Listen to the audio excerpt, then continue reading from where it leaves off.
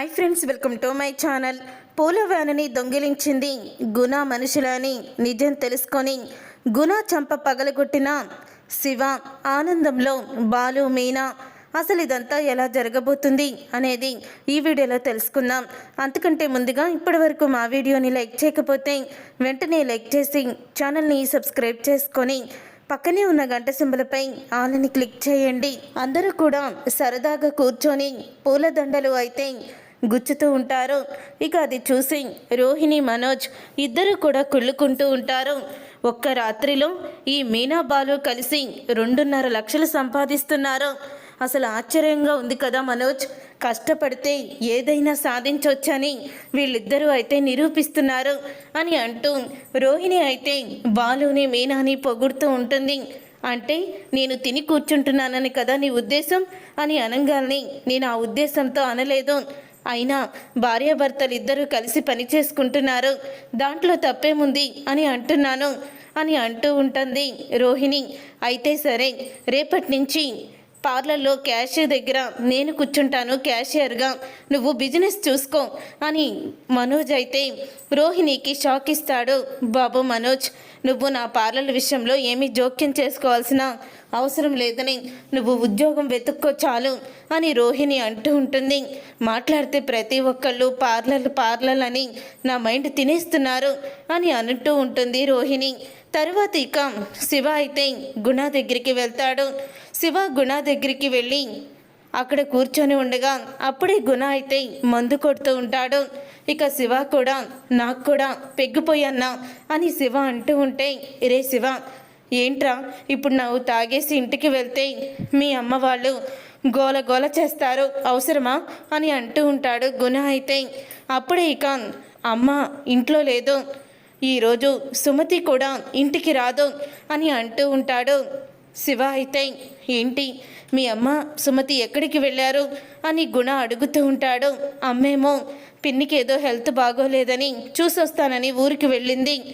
ఇక సుమతి ఏమో మా అక్కకి ఏదో పెద్ద పూలదండల ఆర్డర్ వచ్చిందట, అదే రేపు 250 పెళ్ళిళ్ళు ఎమ్మెల్యే సామూహిక వివాహాలు జరిపిస్తున్నాడంట.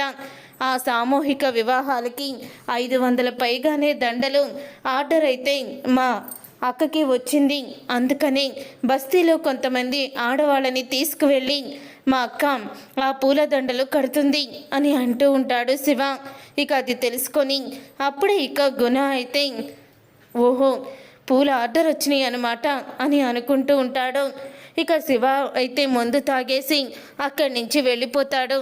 శివ మందు కొట్టేసి అక్కడి నుంచి వెళ్ళిపోయిన తర్వాత అప్పుడే ఇంకా గుణ అయితే అంటూ ఉంటాడు తన మనుషులతో, రై 500 పూలదండలు అంటే కనీసం 2.5 నుంచి 3 లక్షల దాకా డబ్బు వస్తుంది.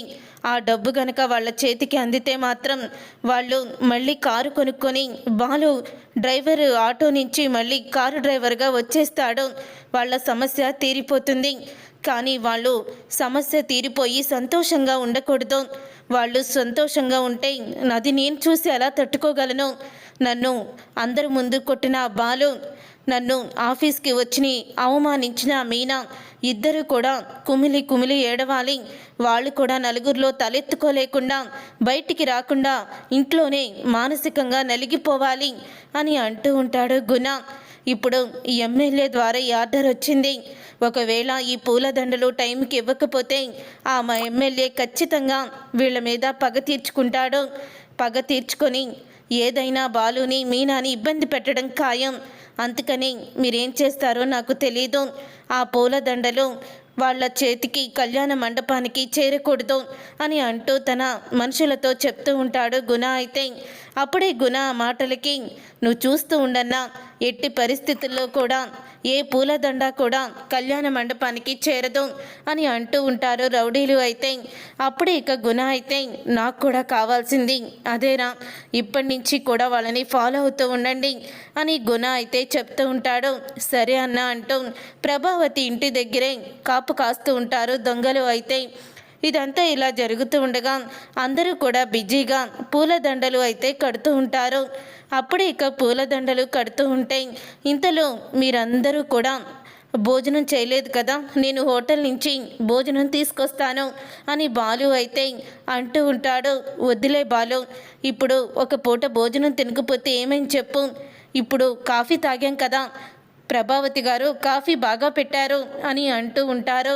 అప్పుడే అదేంటమ్మా అలా అంటున్నారు, భోజనం చేయకుండా ఖాళీ కడుపుతాం మీరు ఇలా పని చేస్తుంటే మా ఇంటికి వచ్చి మాకెలా ఒప్పుతుంది చెప్పండి. బాలు వాళ్ళు అలాగే అంటారా, నువ్వు వెళ్ళి తీసుకురా అని అంటూ ఉంటాడు సత్యం. అప్పుడే ఇక రవి వచ్చి ఏంటన్నయ్య, మనం ఇంట్లోనే చెఫ్ ఉండగా బయటికి వెళ్ళి నువ్వు తీసుకురావడం ఎందుకు, నేనున్నాను కదా, నేను చేస్తాను, వీళ్ళందరికీ ఫుడ్ నేను ప్రిపేర్ చేస్తాను అని అంటూ ఉంటాడు రవి. అయితే అప్పుడే ఇక రవి అన్న మాటకి ఎంతో ఆనందపడుతూ ఉంటాడు బాలు. అయితే అవునండి, రవి బాగానే కుక్ చేస్తాడు కదా, చేస్తానంటున్నాడు కదా అని అంటూ ఉంటుంది మీనా. అప్పుడే శృతి కూడా అవును రవి బాగా వంట చేస్తాడు అని శృతి కూడా చెప్తూ ఉంటుంది. తర్వాత ఇక రవి లోపలికి వెళ్ళి వంట కార్యక్రమం అయితే మొదలు పెడతాడు.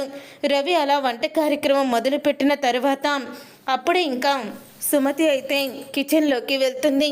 కిచెన్లోకి వెళ్ళి రవితో క్లోజ్గా మాట్లాడుతూ షేక్ హ్యాండ్ ఇచ్చి నువ్వు వంట సూపర్గా చేస్తావు, పలానా కూర వండు అంటూ సలహా అయితే ఇస్తూ ఉంటుంది సుమతి. అప్పుడే ఇక అది విని ఈ సుమతి ఇంత క్లోజ్గా ఉంటుంది, ఈ సంగతి నేను శృతికి చెప్పాలి అని ప్రభావతి శృతి దగ్గరికి వెళ్ళి శృతి ఆ మీనా చెల్లెలు ఏం చేస్తుందో తెలుసా, మీనా చెల్లెలు బాలు దగ్గరికి వెళ్ళి వాడికి షేక్ హ్యాండ్ ఇస్తుంది అని అంటూ ఉంటుంది ప్రభావతి. అది ఇదివరకు వాడిని బుట్టలో వేసుకోవాలనుకుంది, ప్రేమించి పెళ్లి చేసుకొని ఇంట్లోనే సెటిల్ అయిపోదామనుకుంది, కానీ నేను దాన్ని ఇంటి దరిదాపుల్లో కూడా రానివ్వలేదు. ఈ మీనా వచ్చింది సరిపోనట్టు తన చెల్లెల్ని కూడా ఇంటి కోడలుగా చెయ్యాలనుకుంది ఆ మీనా. కానీ నాకు అదృష్టం నీ రూపంలో కోడలుగా మా ఇంటికి వచ్చింది కాబట్టి సరిపోయింది, లేకపోతే తన చెల్లెల్ని ఈ ఇంటికి కోడలుగా చేసేది ఆ మీనా అని అంటూ ఉంటుంది ప్రభావతి. అయితే అయ్యో ఆంటీ మీరెందుకు అలా ఆలోచిస్తున్నారు, జస్ట్ సుమతి ఫ్రెండ్లీగా షేక్ హ్యాండ్ ఇచ్చి ఉంటుంది అంతే, వాళ్ళిద్దరి మధ్య ఫ్రెండ్షిప్ ఉంది, మా పెళ్ళి అవ్వక ముందు నుంచి వాళ్ళిద్దరూ స్నేహితులే అని అంటూ ఉంటుంది శృతి. అయితే నువ్వు ఇంత అమాయకురాలువేంటి, ఇప్పుడు మీ ఇద్దరిని విడదీయాలని మీ కాపురంలో చిచ్చు పెట్టాలనుకుంటుంది ఆ సుమతి అని ప్రభావతి అంటూ ఉంటుంది.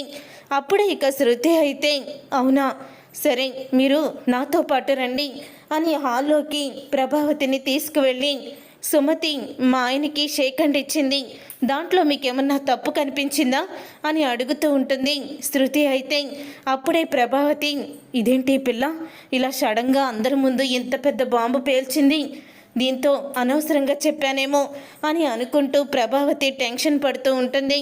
అప్పుడే ఇక ఏంటి శృతి అలా మాట్లాడుతున్నావు అని అనగానే నువ్వు ఉండక్క మీరు చెప్పండి అని బస్తీలో వాళ్ళని అడుగుతూ ఉంటే అలా ఎందుకు అనుకుంటున్నావమ్మా, సుమతి చాలా పద్ధతైన అమ్మాయి, సుమతి చిన్నప్పటి నుంచి మాకు తెలుసు, సుమతి ఎలాంటిదో తెలీదా అని అంటూ ఉంటే అయినా మీ ఆయన సుమతి ఇద్దరూ కూడా స్నేహితులు, ఆడమగ స్నేహం మధ్య ఇలాంటి అనుమానాలేంటి అని అడుగుతూ ఉంటే అప్పుడే ఇక ఈ అనుమానం నాకు రాలేదు, మా అత్తగారికి వచ్చింది, సుమతి మా ఆయనకి షేక్ హ్యాండ్ ఇచ్చి వంట బాగా చేస్తావు అందట, అంతే మీ కాపురంలో సుమతి చిచ్చు పెట్టాలనుకుంటుందంటూ మా అత్తగారు నాకు చెప్తుంది అని అనగానే మీ అత్తగారికి అంతా కూడా అనుమానమేలేమ్మా, పచ్చ కామెర్ల వాడికి లోకమంతా పచ్చగా కనపడినట్టు మీ అత్తగారికి మీనా కుటుంబాన్ని చూస్తే ఎప్పుడు కూడా కళ్ళల్లో నిప్పులు పోసుకుంటుంది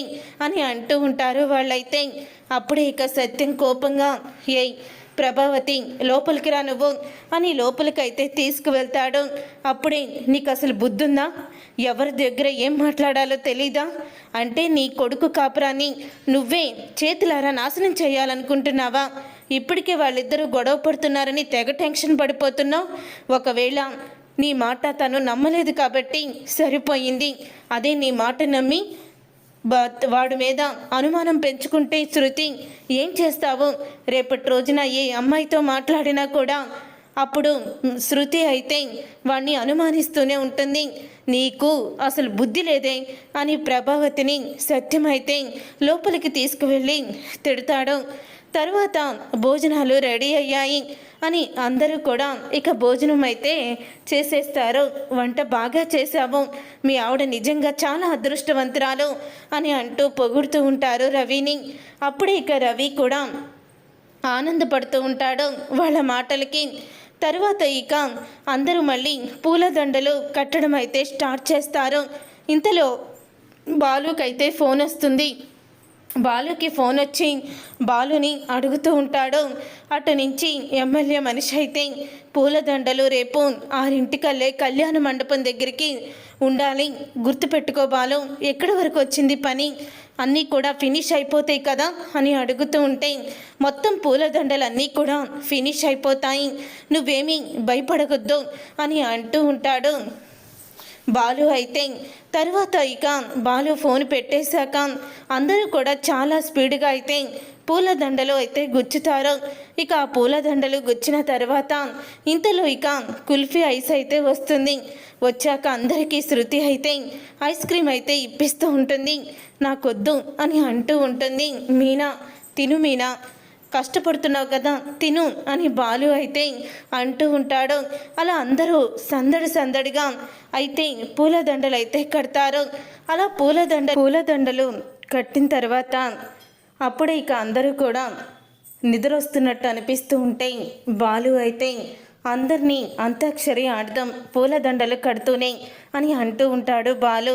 శృతి కూడా అవును, పూలదండలు కడుతూ అందరూ కూడా అంతాక్షరి ఆడుకుందామని శృతి కూడా చెప్తుంది. ముందుగా మీనానైతే పాడమని చెప్తారు. మీనా, నేను పాడనంటే పాడను అని అంటూనే ఉంటుంది. పాడు మీనా అని బాలు కూడా అడుగుతాడు. అప్పుడే ఇక మీనా అయితే ఇక పాటనైతే మొదలు పెడుతుంది. ఇక మీనా చాలా బాగా పాడుతుంది. మీనా పాటకి అందరూ కూడా మైమర్చిపోతారు. అప్పుడే ప్రభావతి కూడా మీనా పాటకి మైమర్చిపోతుంది. ఏంటి ఈ పూలగంప ఇంతలా పాడింది అని ఎంతో మురిసిపోతూ ఉంటాడు బాలు మీనాని చూసుకొని. తర్వాత ఇక బాలు మీనాని చూసుకొని అలా మురిసిపోతూ ఉండగా ఇంతలో బాలు పేరైతే వస్తుంది. ఇక బాలు పాడాలని చెప్పేసరికి బాలు కూడా పాట అయితే పాడతారు. అలా బాలు, ప్రభావతి, సత్యం అందరూ కూడా పాటలు పాడి జోకులు వేసుకుంటూ సరదాగా సంతోషంగా నవ్వుతూ ఉంటారు. ఇదంతా చూసిన మీనాక్షి ఎంతో ఆనందపడుతూ ప్రభావతిని ఇక గదిలోకి తీసుకువెళ్తుంది. ప్రభావతిని గదిలోకి తీసుకువెళ్ళి మీనాక్షి అయితే అంటూ ఉంటుంది, చూడు ప్రభా, అసలు నీ కుటుంబం ఎంత ఆనందంగా ఉన్నారో, కలిసిమెలిసి ఎంత సంతోషంగా గడుపుతున్నారో. అసలు మీ సందడి చూస్తుంటే నాకు నా వాళ్ళే గుర్తుకు వచ్చారు. మమ్మల్ని కాదని వాళ్ళు దూరంగా వెళ్ళిపోయారు. కానీ నీ కొడుకు, కోడళ్ళు, నువ్వు ఎంత ఏమి తిట్టినా సరే మీనా కూడా ఎప్పుడు వేరే కాపురం పెడదామని, బయటికి వెళ్ళిపోదామని కూడా అనలేదు.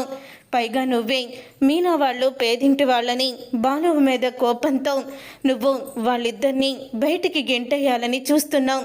ఇంత అందమైన కుటుంబంలో బాలు, మీనానే స్ట్రాంగ్ పర్సన్ ఇద్దరు కూడా, వాళ్ళు లేనిదే మీ ఇంట్లో ఆనందం లేదు అని అంటూ ఉంటుంది మీనాక్షి.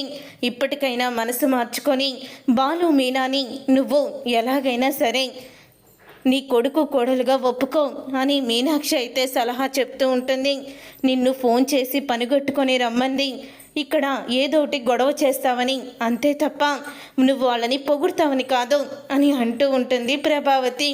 నేను గొడవ చేస్తానన్నా ఇక్కడికి రమ్మన్నావు, కానీ గొడవ చేయడానికి ఏముంది, అందరూ ఎంతో హ్యాపీగా ఉన్నారు. ఇప్పటికే కుటుంబం దూరం అయ్యి బాధపడుతున్నాను. అలాంటి నాకు ఇప్పుడు ఆనందంగా ఉన్న కుటుంబంలో గొడవలు తీసుకువచ్చి ఇంకా పాపాన్ని ముట్టుకట్టుకోమంటావా అని మీనాక్షి అంటూ ఉంటుంది. సరే, నేను ఇంకా ఇంటికి వెళ్తున్నాను అని తనైతే ఇంటికి వెళ్ళిపోతుంది. ఒక్కొక్కరుగా ఇక నిద్ర వచ్చి అందరూ కూడా ఇక నిద్ర అయితే పోతారు. కానీ మీనా మాత్రం ఇంకా పెండింగ్లో పూలదండలు ఉన్నాయని అలాగే కూర్చొని పూలదండలు కడుతూ ఉంటుంది. ఉంటుంది. ఇక బాలు కూడా మీనా మా ఒక్కరిదే పూలదండలు కడుతుందని మెలకుగా ఉండి బాలు కూడా మీనాకి హెల్ప్ చేస్తూ మీనాకి టీ పెట్టిస్తూ అలాగా మీనాకైతే సహాయం చేస్తూ ఉంటాడు. తరువాత ఉదయం అవుతుంది. ఉదయం అవ్వంగానే ఇక పూలదండలు అన్నీ కూడా బాక్సుల్లో ప్యాక్ చేసి ఒక వ్యాన్ అయితే మాట్లాడతాడు బాలు. ఇక వ్యాన్లో అన్నీ కూడా ఎక్కిస్తూ ఉండగా వ్యాను డ్రైవర్ అయితే ఇక తనకి కొత్తగా పెళ్ళయింది. ఆ కొత్తగా పెళ్ళవడంతో తన భార్యతో ఫోన్లో మాట్లాడినట్టే ఉంటాడు. అది చూసి రేయ్ ఏంట్రా ఇప్పుడు కొత్త కదా నీకు అలాగే ఉంటుందిలే, తర్వాత పెళ్ళెందుకు చేసుకున్నాను రా బాబు అనుకుంటావు అని బాలు అయితే డ్రైవర్తో జోకులు వేస్తూ ఉంటాడు. ఈలోగా ఇక వ్యానులో పువ్వులు ఎక్కిస్తూ ఉంటే అప్పుడే ఇక ఇంత కష్టపడి ఇన్ని దండలు అల్లారు, ఒక ఫోటో తీస్తాను మీకు అని అంటూ ఉంటుంది శృతి. అయితే అప్పుడే ఇక బాలు అయితే మీనానెందుకు, నన్ను తీయి, నేనే కదా ఇంత పెద్ద ఆర్డర్ తీసుకొచ్చింది అని అంటూ ఉంటాడు బాలు. అప్పుడే ఇక బాలు వ్యాన్ని ఫోటో అయితే తీస్తుంది శృతి. అయితే తర్వాత వ్యాన్లో పూలదండలు అన్నీ కూడా ఎక్కించడం అంతా కూడా చూస్తూ ఉంటారు రౌడీలు. అయితే ఇక రౌడీలు వ్యాన్ని ఫాలో అవుతూ వెళ్తారు. ఒక చోట వ్యాను డ్రైవర్ అయితే ఆపి తను ఫోన్లో మాట్లాడుతూ ఉంటే ఇక బండి మీద వచ్చిన రౌడీలు అయితే ఇక వ్యాన్ని తీసుకొని వెళ్ళిపోతారు. వ్యాన్ని తీసుకొని వెళ్ళిపోవడంతో అప్పుడు ఇక వ్యాను డ్రైవర్ అయితే బాలుకి ఫోన్ చేసి జరిగిందంతా కూడా చెప్తాడు.